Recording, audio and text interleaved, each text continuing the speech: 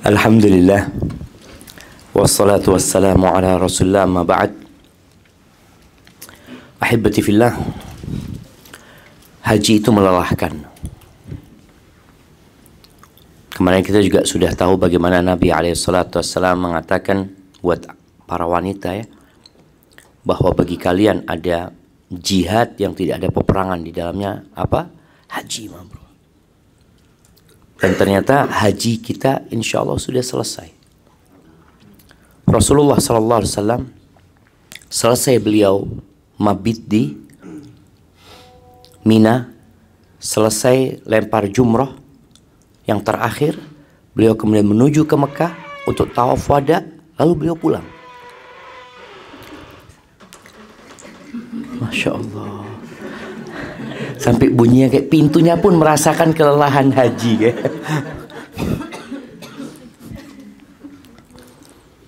Jadi memang lebih utama ketika selesai haji itu pulang. Selesai sudah. Pulang. Ketika Nabi mau pulang alaihissalam dikatakan Sofia kalau nggak salah apa Zainab datang bulan. Tadi yang disebutkan pada datang bulan, mama datang bulan. Lalu Nabi alaihissalam mengatakan ahabisatuna hiya, apa dia akan menahan kita nggak pulang nih? Ya nungguin kalau datang bulan, kan belum tawaf ifadah. Kemudian dikatakan oh dia sudah tawaf ifadah ya Rasulullah. Oh, alhamdulillah kata Nabi. Ini menunjukkan bahwasanya perempuan-perempuan pada waktu itu berangkatnya memang nggak sama Nabi SAW. Mereka ada rombongan perempuan-perempuan sendirian.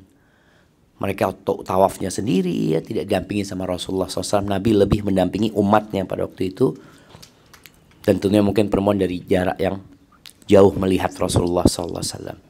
Ini menunjukkan pula bahwasanya tawaf wada itu bagi orang yang berhalangan nggak wajib hukumnya untuk tawaf wada.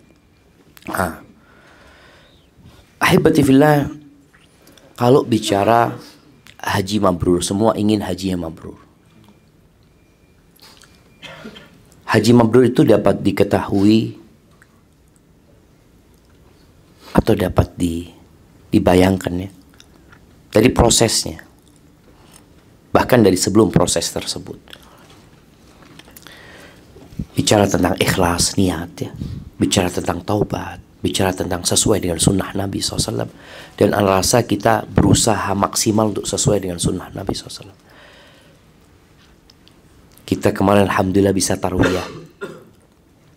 Di saat banyak travel yang nggak bisa tarwiyah. Ada di antara travel tersebut atau jamaah tersebut yang tidak mau tarwiyah, ada yang tidak mampu tarwiyah. Yang tidak mau memang programnya dari awal langsung ke Arafah.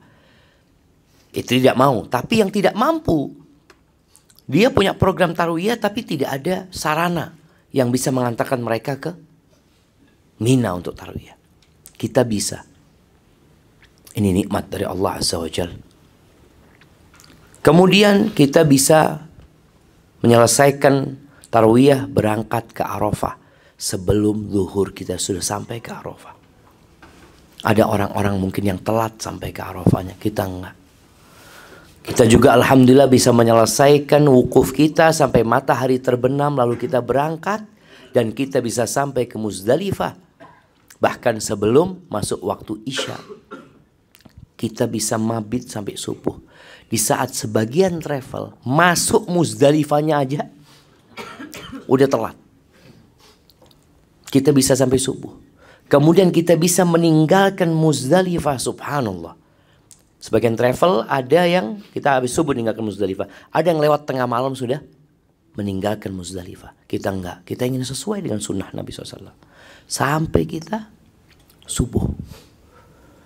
Kita meninggalkan Muzdalifah sampai ke Mina. Masih pagi di Mina. Sama Nabi SAW sampainya masih pagi.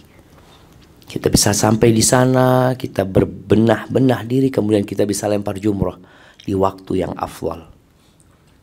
Waktu duha itu waktu yang paling afdal untuk lempar jumrah Aqabah. Di saat sebagian orang ada yang melemparnya sebelum subuh, karena memang mereka uzur umpamanya. Atau ada yang melemparnya di malam hari. Kita bisa melempar di waktu duha. Kita lempar tuh jemaah. Kemudian di hari yang sama kita bisa melaksanakan tawaf ifadah. Jadi Nabi SAW hari full itu, hari 10 itu semua amalan haji selesai. Dan kita bisa menyelesaikan itu insya Allah. Kemudian kita balik ke Mina. Nah, di situ kita balik ke Mina tidak bisa tepat waktu. Karena kondisi di jalannya. Tapi alhamdulillah kemarin Anda ditelepon sama Ustadz Nabil waktu masih belum sampai ke Mina. Ada ungkapan-ungkapan yang menunjukkan sebagian jamaah ingin balik ke hotel transit, kata dia. Ya apa ini, sudah kembali ke hotel transit aja kita nggak boleh turun. Anak ngomong nggak ada. Jamaah bawa sampai subuh. Kalau subuh memang kita belum sampai ke Mina, pulang jamaah. Dan alhamdulillah kita bisa sampai di Mina dan kita mabit di Mina. Kita ambil nafar tsani. Padahal nafar awal boleh. Dan Allah Azza wa Jalla juga mengatakan faman ta'ajjala fi yawmaini fala itsma alaihi wa man ta'akhkhara fala itsma alaihi liman ittaqa. Yang mau nafar awal enggak apa-apa, enggak dosa. Yang mau nafar tsani enggak apa-apa, enggak dosa asalkan bertakwa kepada Allah Azza wa Jalla. Dan kita milih nafar tsani. Kenapa? Karena Nabi SAW milih nafar tsani, alhamdulillah. Terus kira-kira haji kita mabrur apa enggak? Wallahu a'lam. Kita berharap dan berdoa. Di antara tanda-tanda orang yang hajinya mabrur, itu dia selepas haji menjadi lebih baik daripada yang kemarin. Dan orang itu akan merasakan, fulan ini kayaknya hajinya tidak mabrur. Wah, antum suudzon. Iya Ustaz, sebelum haji dia Ustaz nggak bener, pulang haji tambah nggak bener lagi. Kadang kan terjadi. Ini kembali kepada tadi niat ya. Ada orang yang berangkat haji karena terpaksa, subhanallah jemaah. Ada orang menuju kepada Allah itu karena cinta kepada Allah. Dia cinta. Ada yang berangkat menuju kepada Allah karena nggak enak sama tetangga. Kejadian di Jakarta, bukan di Jakarta, di sini ada satu jamaah haji kita. Waktu itu umroh kalau nggak salah, dia cerita waktu anak wawancarai dia, gimana cerita haji bapak yang pertama kali, kata dia. Dia mengatakan, Ustaz, anak ini kepala rumah sakit umum di Jakarta, Ustaz. Di mana dia ceritakan. Suatu hari anak ngantar istri anak. Sore hari itu istri mau beli bunga, Ustaz. Nah, tafadhal. Waalaikumsalam warahmatullahi wabarakatuh. Hah. Masya Allah. Sampai berangkang-berangkang ini tanda haji mabrur mungkin.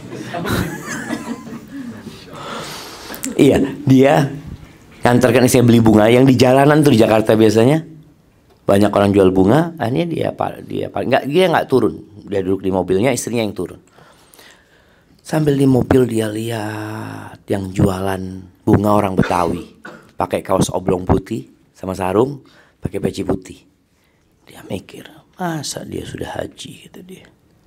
Kan dulu memang top peci putih itu ikon tanda orang haji gitu loh. Di masa itu nggak sembarangan antum pakai topi peci putih itu. Kalau sekarang mah udah semuanya. Akhirnya setelah dia nungguin istri lama, dia turun. Dia kepingin tahu sama orang ini, bener nggak dia sudah berangkat haji. Dia tanya, Assalamualaikum, Waalaikumsalam. Tanya, Bapak sudah haji? Kata dia, Alhamdulillah sudah 2 kali saya haji. Dia langsung seperti ketamparan, Ustaz. Anak kepala rumah sakit, nggak berangkat haji, kata dia. Anak sama istri daftar haji, berangkat, gitu. Ada orang yang termotivasi dengan kejadian seperti itu, tapi bukan niatnya ingin dipuji orang, tapi dia ingin menjadi lebih baik lagi mungkin karena malu dengan orang-orang yang sebenarnya secara ekonomi mungkin di bawah, tapi secara keimanan di atas. Bahkan di Jember itu ada cerita istri, di sebuah pasar ada orang yang jualan sayur numpang di depan tokonya orang. Yang punya toko nggak berangkat haji, yang jual sayur berangkat haji. Kenapa? Tadi ada sesuatu yang menyebabkan orang ingin berangkat haji. Dia nggak punya rumah, dia nggak punya kendaraan, dia tapi ingin menuju kepada Allah. Dia ingin mengatakan labbaik Allahumma labbaik, labbaik la syarika laka labbaik. Subhanallah. Maka orang yang berangkatnya karena cinta kepada Allah, bukan karena terpaksa, insya Allah pulang mabrur haji. Insya Allah kayak gitu. Dan tanda-tanda haji yang mabrur itu tadi menjadi lebih baik. Mabrur itu dari asal kata albir. Albir itu kebaikan. Ketika Nabi SAW ditanya tentang albir. Albir itu apa sih? Kata Nabi SAW, albirru husnul khuluq. Albir itu adalah akhlak yang mulia. Maka bagaimana kita pulang akhlaknya lebih baik. Jadikan orang yang pertama merasakan mabrur kita itu pasangan hidup kita. Jadi istri ngelihat suaminya, insya Allah mabrur haji suami anak. Kenapa? Dia nggak teriak-teriak lagi. Ustaz. Dia kalau marah diam sekarang. Dia kalau marah baca a'udzubillahi minasyaitonirrajim. Biasanya Ustaz, Allah kebun binatang keluar Ustaz. Ada yang seperti itu Ibu? Nggak ada? Ada katanya Bapak. Ada tadi merasakan perbedaan langsung. Suami yang biasanya keluyuran sekarang nggak keluyuran lagi. Pulang ke rumah tepat waktu. Kemudian istri juga berubah. Suami merasakan Masya Allah Ustaz, pulang haji istri anak, ya Allah kayaknya mabrur dia. Kenapa? Karena dia selalu tampil cantik buat anak sekarang Ustaz. Nggak ada daster lagi Ustaz. Dibungkus dasternya ada. Nah, ada perubahan sikap yang nyata. Karena jemaah, izin minum dulu.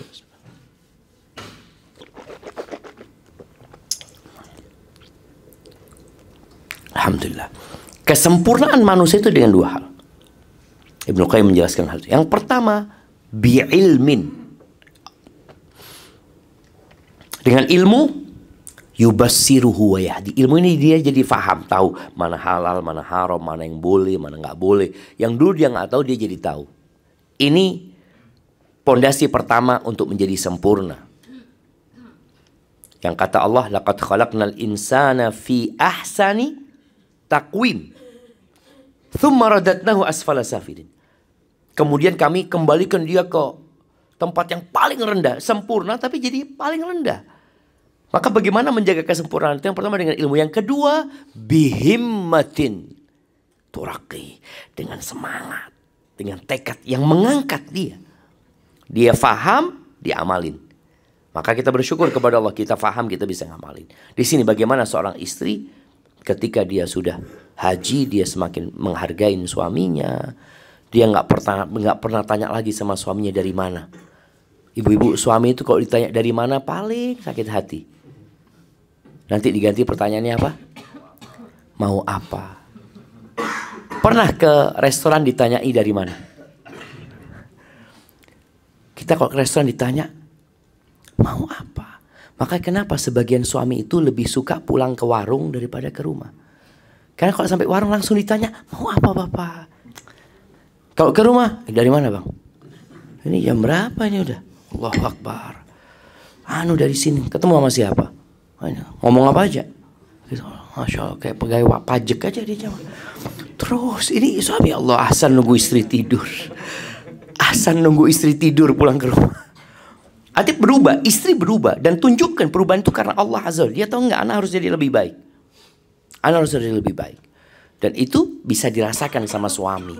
Suami yang menjadi lebih baik. Menjadi hadis Nabi SAW mengatakan khairukum khairukum li ahli. Orang yang terbaik di antara kalian adalah yang paling baik sama keluarganya. Khairun nisa, wanita yang terbaik adalah yang paling menyenangkan suaminya. Jadi ada perubahan sikap dirasakan. Karena terus terang ada orang yang pulang haji cerai. Na'udzubillah. Iya. Pulang haji malah cerai, berantakan rumah tangganya. Loh ada apa sebenarnya? Ya boleh jadi mudah-mudahan itu tanda mabrur juga Ustaz. Salah satu dari mereka. Yang awalnya mungkin perempuan ini awalnya dia nerima suaminya. Tapi setelah pulang haji Anda nggak terima suami Anda, Ustaz. Kalau tetap dia nggak sholat, selamat tinggal. Anda yakin Allah akan menjamin hidup Anda. Nah, ini juga tanda mabrur. Artinya dia semakin baik ya.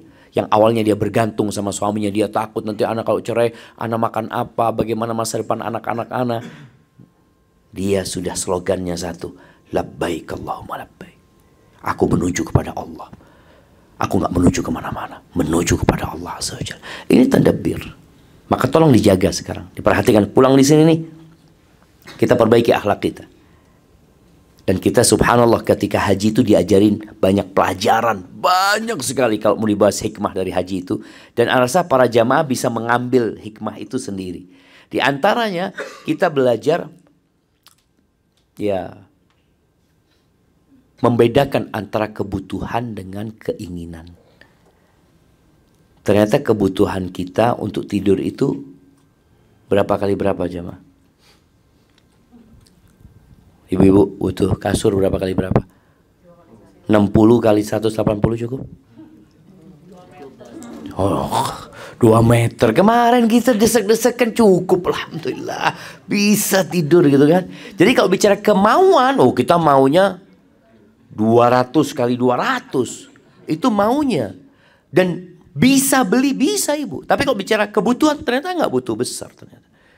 Dan terbukti tatkala kita mati, kita butuh segitu. Itu kebutuhan kita di bumi ini, kita butuh tempat segitu. Kita nggak butuh rumah 1000 meter. Kita butuh rumah yang hanya menutupin kita dari panas. Kemarin kita rasakan kita di tenda pun bisa hidup. Bisa. Ibu-ibu kalau bicara pakaian butuhnya berapa lembar pakaian? Kita nih safar nih belajar juga kan. Cukuplah segitu pakaian. Ntar gimana? Cuci di sana. Barusan lihat emak-emak sudah bawa satu kresek. Cuci. Kita ini sebenarnya kalau dalam kehidupan ini butuh baju itu 2. Ya ibu-ibu. Satu dipakai, satu buat salin. Tapi kadang-kadang kalau bicara keinginan, makanya ada jemaah haji yang bawa tas besar-besar. Ada ngomong, buat apa ini? Oh ini lain Ustaz. Ini hari ini pakai baju warna ini, warna ini, warna ini, macam-macam akhirnya. Tas, Masya Allah. Anak pernah berangkat umroh itu sama satu jamaah yang tiap hari tasnya ganti ya. Ya Allah ganti lagi, ganti lagi. Kebutuhan itu 1 tas atau 2? Tas itu harus salin tas? Enggak kayak kalau baju harus salin, harus ganti lah. Kalau tas kan nggak perlu kan? Perlu ganti tas. Sebulan sekali mungkin mau dicuci tasnya gitu. Tapi ada yang tiap hari ganti tasnya. Gimana? Tasnya. Salin itu ganti. Gak tahu lah. Salinan itu bahasa Indonesia Bapak. Masya Allah gimana? Ada ruang bersalin. Melahirkan itu. Ruang bersalin itu bukan ruang ganti gitu kan. Iya, ada artinya 1 untuk ganti, 1 untuk dipakai. Kita belajar di sini, Jam. Kita kemarin di Mina diajarin itu. Bahkan disampaikan kalau bisa 1 tas buat berdua, suami istri. Walaupun banyak yang melanggar kan. Nggak usah. Anak nggak cocok sama istri anak. Anak mau bawa sendiri. Tapi kita diajarin itu, Jam. Alhamdulillah, pelajaran itu bawa ke pulang. Kita jadi tahu mana kebutuhan dan mana kelebihan, kemauan sebenarnya. Ada satu kawan bicara, nyampaikan, Ustadz, ada sebuah penelitian katanya. 70% apa 80% dia katakan, orang itu beli mobil karena emosi. Bukan karena kebutuhan. Karena emosi. Kalau kebutuhan, insya Allah banyak mobil yang gak laku. Orang kalau bicara kebutuhan, anak butuh mobil, AC-nya dingin, anak punya anak 6, yang segini, iya. Kalau keinginan enggak, mau yang merek ini, yang merek ini, yang merek ini, itu emosi. Kalau dia pakai akalnya dia nggak akan beli itu. Tapi karena emosi, ada keinginan ya, ada kepingin tampil ini dan itu, akhirnya jadi beli. Itu yang terjadi sama kita dan kita bisa rasakan enggak, Ternyata kita kalau bicara kebutuhan, sedikit kebutuhan manusia itu. Kita masih ingat ya, ungkapan yang sering kita dengar di Indonesia. Orang bekerja itu untuk apa? Sesuap nasi. Selalu bicara sepiring nasi. Itu kebutuhan. Anak punya kawan kerja di Amerika waktu itu. 10 tahun dia kerja. Anak antum pulang. Ya apa loh saat kita nih cari sesuap nasi. Antum kalau sesuap nasi di Indonesia banyak. Tapi kalau kepingin sesuap emas ya harus ke Amerika, ke mana seperti itu. Maka ambil pelajaran itu dan kita praktekkan dalam kehidupan nyata kita. Bagaimana sekarang kebutuhan kita? Kalau bicara kebutuhan, anak butuh rumah yang besar di surga Allah SWT. Makanya ada orang yang Masya Allah jamaah. Dia bangun rumah Allah dulu, selesaikan rumah Allah dia bangun, dia baru selesaikan rumah dia di dunia. Kenapa? Ini kebutuhan anak. Ini kebutuhan anak. Rumah Allah itu kebutuhan anak. Rumah ini kemauan anak. Anak kami punya rumah bagus, ini kemauan. Tapi kalau bicara kebutuhan, ini yang anak butuhkan. Makanya ada satu orang yang Masya Allah ya. Cerita di Solo ya. Orang ini setiap beli sesuatu selalu 2 dia. Uang belanja bulanan 2. Bukan karena istrinya 2. Tapi karena mau belanja 5 juta. 5 juta dia kasih buat kebutuhan rumah tangga. 5 juta dia berikan ke panti asuhan, ke pondok. Dia selalu gitu. Beli baju selalu 2 dia. Sampai suatu hari dia beli mobil 2. Sampai anaknya tanya, Abah kalau baju 2 oke, tapi mobil 2. Kata dia, nak, Abah butuh naik mobil di padang mahsyar. Abah bukan cuma mau pakai mobil di dunia. Kepingin di padang mahsyar itu abang punya. Ini kebutuhan jemaah. Maka kita harus berpikir tadi ya kalau bicara bagaimana kita berpikir dengan akal yang cerdas tadi. Kebutuhan anak harus anak penuhin dulu sebelum kemauan. Itu orang cerdas. Kebutuhannya dipenuhin baru bicara kemauan.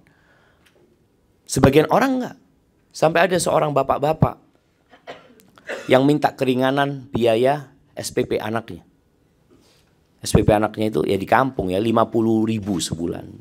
Dia seorang kalau nggak salah tukang beca ya. Dia minta keringanan. Ditanya sama pihak sekolah, bapak nggak mampu kata dia. Lalu ditanya, bapak ngerokok kata dia. Iya ngerokok saya kata dia. Sehari berapa? Sehari 10.000 kata dia. Kalau sebulan 300.000. SPP anak 50.000. Gak mampu bapak? Iya gak mampu saya. Bayangin jemaah. Kadangkala kemauan mengalahkan kebutuhan. Inilah yang kau butuhkan. Maka haji mengajarkan kita untuk membedakan antara mana kemauan dan mana kebutuhan. Dan kita praktekkan ketika kita pulang. Yang terakhir jemaah. Berkaitan dengan haji mabrur ini. Di antara yang harus merasakan perubahan kita itu. Yang atas dan bawah kita. Orang tua dan anak kita. Maka bagaimana bapak menjadi bapak yang dirindukan sama anak-anaknya. Diharapkan kehadirannya. Yang sekarang bukan hanya mikirin kerjaan doang. Waalaikumsalam warahmatullahi. Tapi memikirkan anak-anaknya. Punya waktu duduk bersama anak-anaknya. Dan anak pun merasakan bapakku pulang haji kata dia. Iya, bapakku tambah baik sekarang sama aku. Gak pernah bapakku main blok-blok itu apa? Yang disusun-susun. Sekarang mau bapak main kata dia. Aku kadang-kala diajak naik motor sama bapak berduaan. Kadang-kala diajak. Pokoknya bapak punya waktu buat keluarga sekarang. Dulu gak punya. Punya waktu buat sohibnya. Kalau sama sohib ini itu Masya Allah kemana-mana. Buat anaknya gak punya. Ini terjadi jemaah. Maka perubahan itu harus terjadi kita. Enggak. Yang paling berhak mendapatkan waktuku itu anakku. Kemudian orang tua. Nih bagaimana seorang anak yang berbakti sama orang tuanya. Momennya nanti pulang nih. Datangin orang tuanya dulu. Bawa oleh-oleh buat orang tuanya. Beli yang terbaik buat orang tuanya. Anda ingat ada seorang anak ya. Yang dia dapat rezeki maklaran.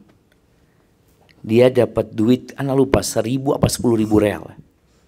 Dia dapat duit itu maklaran. Yang pertama dia lakukan, dia beli hadiah, dia beli parfum buat orang tuanya.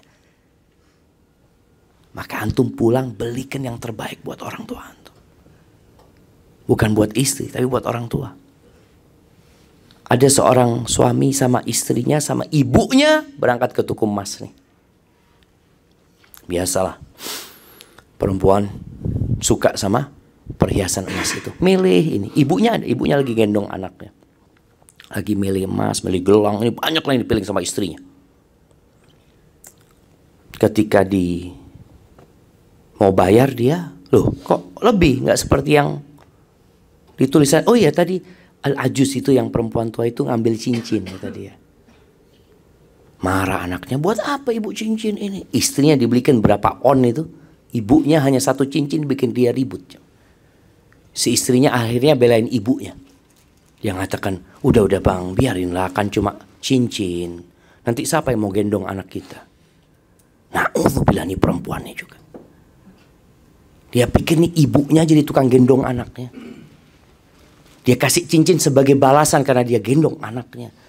Dia harus berpikir itu kasih semua yang dimiliki suami kepada ibunya karena dia yang gendong ibumu, yang gendong suamimu pada waktu itu. Maka tolong kita tunjukkan, kita pulang semakin berbakti sama orang tua kita. Berikan yang terbaik buat orang tua kita. Waktu, ya, harta, hadiah tadi disebutkan. Cari antum hadiah buat orang tua. Mungkin seorang berpikir, nah, mau lewat sini dia. Bang, ya. Waalaikumsalam warahmatullahi wabarakatuh. Nah, artinya jadilah anak berbakti sama orang tua. Gimana kalau orang tua yang sudah meninggal dunia? Ketika orang tua sudah meninggal dunia, dia lebih butuh lagi sama kebaikan anaknya. Karena dia udah gak bisa sholat, gak bisa zakat, gak bisa puasa, gak bisa haji, udah berhenti, putus amalan dia. Engkau masih hidup, engkau bisa melanjutkan kebaikan orang tua. Makanya Nabi SAW mengatakan, inna min abarril birri. Abarril birri. Ini bir, ingat, mabrur itu dari asal kata bir. Nabi SAW mengatakan termasuk bir yang puncak, kebaktian anak, kebaikan anak kepada orang tua yang paling maksimal itu. Subhanallah. Seperti apa? Kata Nabi SAW, ayyasilar rajulu ahla wuddi abih. Anak ini berbuat baik, menyambung hubungan dengan orang-orang yang dicintai orang tuanya. Bukan sama orang udah mati orang tuanya. Kebanyakan kita itu nggak tahu lagi sama kondisi kawan-kawan orang tua kita. Orang-orang yang dicintai orang tua kita di kampung. Biasanya kalau dari kampung ya. Kenapa orang tua itu nggak mau dibawa ke kota kadang-kadang? Enggak. Ibu di sini aja. Bapak di sini aja. Karena di situ ada cinta yang nggak bisa mereka tinggalkan. Maka itu bapaknya udah meninggal dunia, ibunya sudah meninggal dunia, berangkat ke kampung. Mana orang-orang yang dulu dicintai sama orang tua kita? Kawannya, sohibnya, datengin, berbuat baik sama mereka. Rasulullah SAW itu setia sama Khadijah. 9 istrinya tidak menggantikan Khadijah. Bagaimana kesetiaan beliau itu terhadap Khadijah? Kalau beliau punya rezeki, beliau potong kambing, beliau mengatakan kirimkan ke teman-temannya Khadijah. Temannya jangan. Kirimkan ke fulana. Itu biasa datang sama Khadijah. Kirimkan ke fulana. Ini termasuk kesetiaan. Dan anak pun bagaimana dia setia sama bapak ibunya, dia terus berbuat baik kepada orang-orang yang bapak kita cinta sama mereka dulu. Yang ibu kita dulu care sama mereka. Kadang-kadang udah tinggal di Jakarta, ditanya antum nggak pulang kampung? Oh, udah nggak ada orang tua Ustaz. Ketika orang tua antum nggak ada, antum seharusnya lebih sering pulang kampung. Orang tua butuh kau berbuat baik kepada mereka. Dengan cara apa tadi? Berhubungan baik dengan orang-orang yang dicintai orang tua kita. Cuma memang ya banyak di antara kita tadi yang kurang peduli sama orang tuanya. Abdullah bin Umar bin Khattab radhiyallahu anhuma, ketika dia pulang dari Mekah ya, atau pulang haji atau pulang umroh, di tengah jalan dia ketemu sama orang Badui. Orang Badui ini turun dari ontanya Abdullah bin Umar, dikasih surbannya. Mahal surbannya Abdullah bin Umar ya. Kemudian dikasih kendaraannya, baglah itu, yang biasa digunakan untuk ganti kalau naik apa? Kalau kecapean naik onta, nah itu dikasih. Orang-orang ngomong, ini Badui kasih 2 dirham udah seneng gitu. Kan ada orang dikasih 100.000 udah seneng ya mah. Ada orang dikasih 1 juta udah gembira. Udah dia Masya Allah, Jazakallah khair, Barakallah fiik. Ini dikasih 100 juta aja mah. Ketika ditanya, kenapa engkau lakukan itu? Maka dia berkata, aku mendengar Rasulullah SAW bersabda tadi, termasuk kebaktian yang paling puncaknya dari anak itu adalah berbuat baik kepada orang-orang yang cintai orang tuanya. Katanya Abdullah bin Umar, bapaknya orang ini dulu sohibnya Umar. Bapaknya, bukan dia jemaah. Bapaknya. Maka tolong jemaah, antum yang punya rezeki, belikan hadiah. Kalau bapak antum sudah meninggal dunia, berikan kepada orang-orang yang dicintai sama orang tua kita.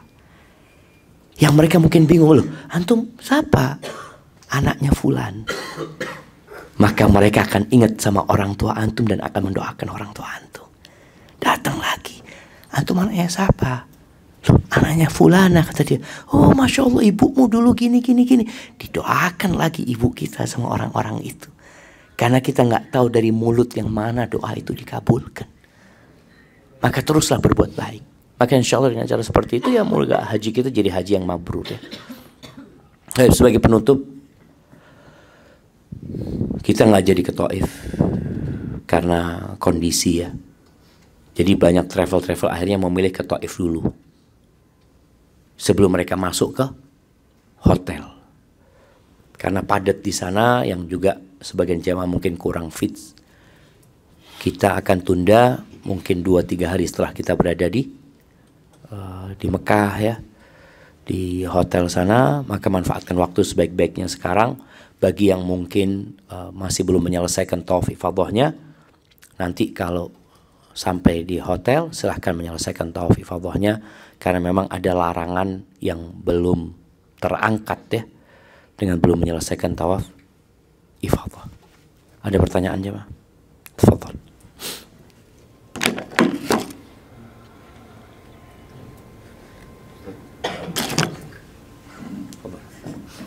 Bismillah.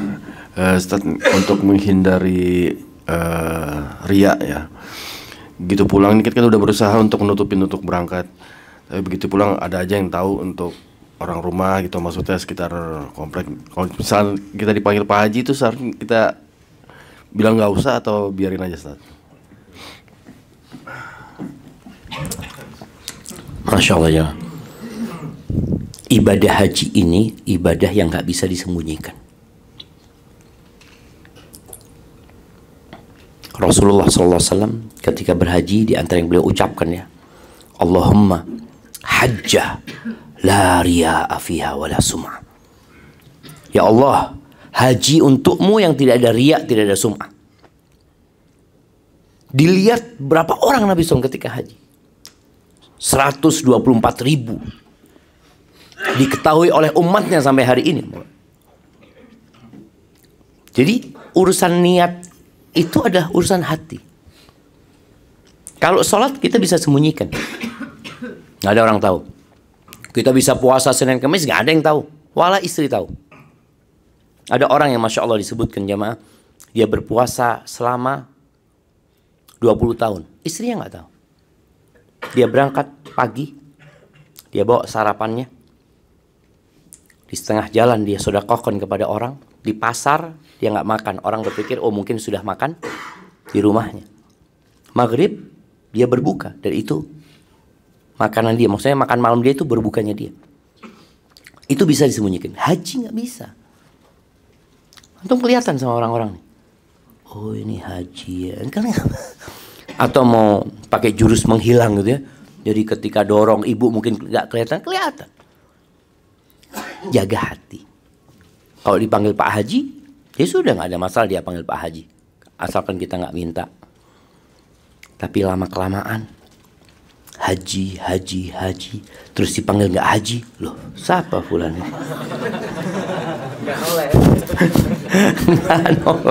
Nggak nol. Jadi perlu jaga hati. Jadi nggak ada urusan gelar, itu nggak ada urusan. Kemarin kita sudah baca atau dengar ya, gelar haji itu yang memberikan siapa? Belanda sebenarnya. Penjajah. Bukan hanya Belanda, di Mesir mungkin Inggris yang memberikan. Karena di Turki juga ada gelar haji itu. Sampai ada sebuah kejadian di bus yang dirampok ya, bus ini ya. Itu mereka mengatakan turun semuanya. 2 orang nggak turun. Kok nggak turun kata dia? Oh, kok nggak manggil haji? Saya sudah haji. Oh ya haji turun baru dia. Jadi karena gelar itu menjadi sesuatu yang jadi prestis buat orang nanti. Maka ya orang mau manggil haji ya kita nggak bisa marahin kau kita, tapi kita nggak ada masalah, kita nggak usah panggil haji. Karena dia takut kalau nggak manggil haji nanti dianggap tidak menghormatin. Maka jangan nulis. Sekarang kan memang ya jadi gelar ya jemaah. Presiden kita siapa? Dr. Andes Haji Jokowi. Kemudian Kiai Haji Ma'ruf Amin. Itu menjadi sesuatu yang akhirnya lumrah di masyarakat. Tapi kita berusaha untuk tidak mencatatnya dalam tulisan kita. Undangan-undangan umpamanya. Kalau nggak ada gelar haji nggak datang. Ini siapa? Antum undang siapa? Lo anak udah kirim undangan kata dia. Siapa? Enggak, salah tulis engkau. Enggak ada hajinya, anak sudah haji. Bayar 30.000 ini. Asa enggak dipanggil haji? Barakallahu fiik. Naam, fadhal. Bismillah, Ustaz. Untuk sunnah-sunnahnya ketika kita pulang dari haji itu apa saja? Karena kan saya pernah dengar kita mampir masjid terdekat dulu sebelum sampai rumah untuk sholat 2 rakaat. Itu apa benar? Terus yang kedua, ketika ada saudara atau tetangga datang ke rumah kita, biasanya kan mereka minta doa gitu. Doa apa yang harus kita sampaikan kepada mereka? Karena ada kejadian di teman-temannya istri Ana itu sekarang lagi belajar membaca doa. Doa ketika dimintai doa. Iya, dimintai doa. Jadi bingung kan itu, jadi apa yang ini. Terus yang ketiga, ini Ustaz, saya lupa Ustaz, nanti aja Ustaz. Masya Allah, barakallahu fiik. Nah, kalau bicara Rasulullah SAW ketika beliau datang dari safar, bukan hanya dari haji ya. Memang beliau biasa datang ke masjidnya dulu. Beliau sholat di sana, baru ke rumahnya. Dan biasanya dulu mereka datang ke masjid, di antara tujuannya, biar keluarga-keluarga itu dengar bahwa suaminya sudah datang. Sehingga mereka bisa bersiap-siap menyambut suaminya. Dan dulu Nabi SAW melarang seorang itu masuk ke rumahnya di malam hari. Datang dari safar, kemudian dia ketuk rumah istri malam hari. Itu dilarang. Namun kalau sekarang para ulama menyebutkan karena sudah ada handphone apa, kasih tahu anak pulang nih. Sehingga istrinya siap-siap gitu loh menyambut suaminya. Karena ada kejadian seorang yang hampir saja membunuh keluarganya. Ketika dia masuk rumahnya ada laki-laki di rumahnya ternyata. Ternyata mertuanya. Wah kadang-kala kan masa lalu nggak ada listrik ya, gelap gulita seperti itu. Jadi kalau mau datang ke masjid silahkan masuk ke masjid. Tapi kalau enggak langsung ke rumah nggak ada masalah, karena memang mereka sudah tahu kita nyampe ya. Terus berkaitan dengan minta doa. Dalam agama kita ada tawasul yang diperbolehkan. Itu tawasul dengan doa orang soleh. Umar bin Khattab radhiyallahu ta'ala anhu pernah disuruh Nabi SAW.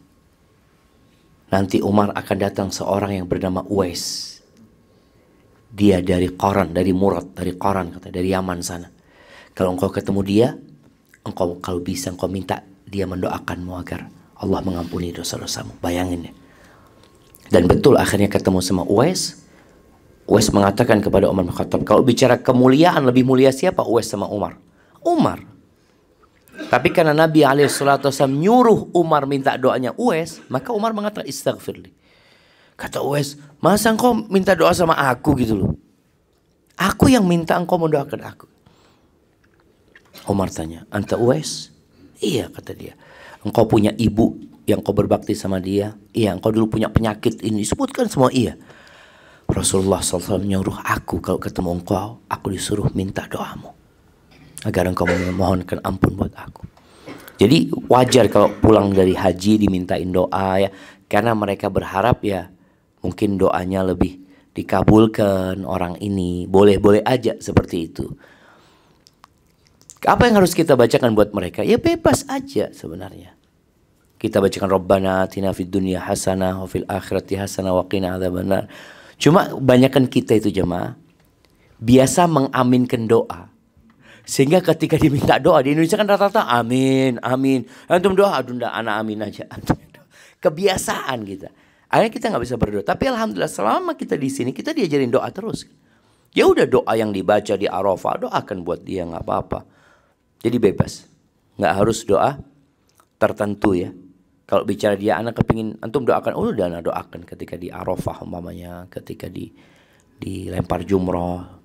Jadi seperti itu. Barakallahu fikum. Nah.